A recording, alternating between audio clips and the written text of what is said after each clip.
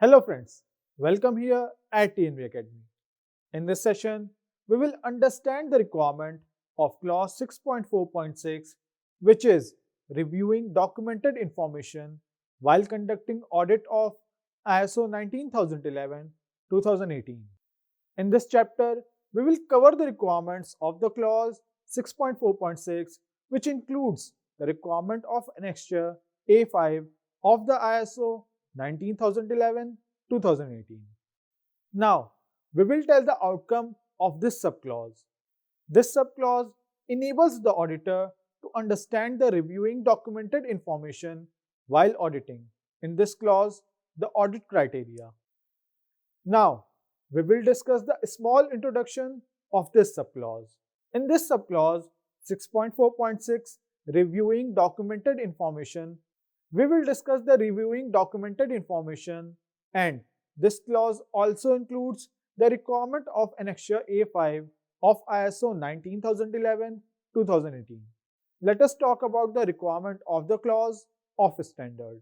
The auditee's relevant documented information should be reviewed to determine the conformity of the system as far as documented with audit criteria, gather information to support the audit activities. Here is a note: guidance on how to verify information is provided in A5. The review may be combined with the other audit activities and may continue throughout the audit, providing this is not detrimental to the effectiveness of the conduct of the audit. If adequate documented information cannot be provided within the time frame given in the audit plan, the audit team leader should inform both the individuals managing the audit program and the auditee.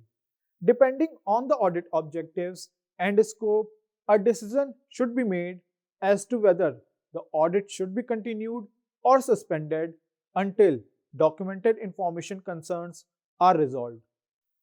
Let's discuss what clause requirement says. The audit client related documented information should be analyzed to decide the meet out requirement of the system as per the standard requirement as documented as per the audit criteria, collect the information and evidences to support the audit activities and process.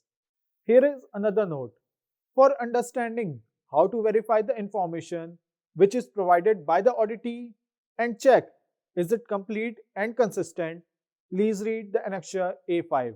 The assessment may be combined and integrated with the other audit activities, and that may continue throughout the audit, providing this is not harmful to the strength of the conduct of audit. If the sufficient documented information is not provided in audit within the allocated time frame as per the audit plan, and then audit team leader should have to inform and communicate both the particular managing the audit program and the audit client. Depending on the audit objectives and scope of audit, a judgment should be made as to whether the audit should be continued or suspended until documented information related issues resolved. Now, we know during this session you may have heard some terms which you may want to know the meaning of. So, here are the terms. Audit program. Audit program. An audit program, also called an audit plan, is an action plan that documents what procedures an auditor has to follow to validate that an organization is in conformance with compliance regulations. Documented information. The term documented information in ISO 9001 refers to all of the important information within a business that must be kept organized and controlled.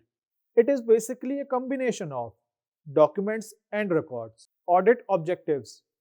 An audit objective is the defined purpose or aim of the audit process or activity. Audit scope.